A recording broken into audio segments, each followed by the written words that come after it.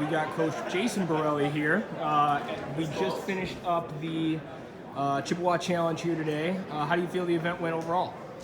Well, I think it was a good event. It was great to see, so many people that I grew up around and spent a important part of my life with. So that was exciting, and have my team back here to kind of see where things started for me. A big part of our culture is family, and coming back to where my family is and things are important to me. To bring the team back here to see that was pretty neat. But on the wrestling side, it was rough for us.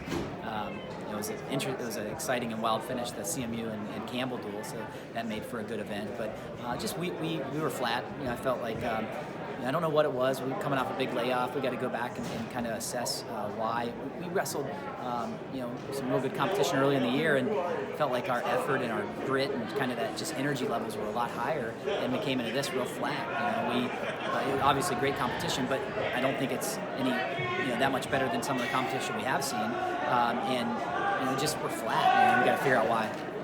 So when you're reviewing tape or when you're talking with your team and talking with your other coaches, what are some of the things that you're trying to identify to make sure that the performances through the rest of the season are not at this level? Yeah, well, the technical side's pretty easy. You can go back and see where you got beat technically, and that's not my big concern, because you can teach wrestling, and you can easily see where you need to get better from a technical standpoint.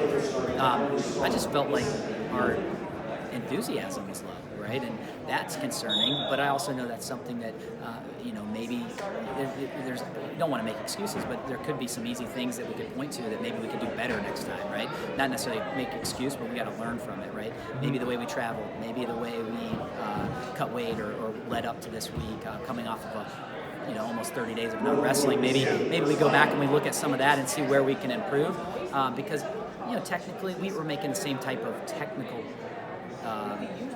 mistakes that we've been making. We're young, really, really young. A lot of true freshmen, a lot of first-year college wrestlers in our lineup, so that's to be expected. But you shouldn't be flat on energy or enthusiasm or effort, right? And so we need to go back and just figure out why.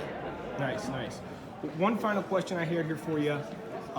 Homecoming's kind of been the theme for a lot of people here, right? And a lot of the teams and all that good stuff. This is literally your home. Yeah. Like, they grew up here, the high school's right up the road and everything like that. So this isn't the first time you coached against your dad, but like, as far as coming back here in this form and fashion in this event, what did this mean to you?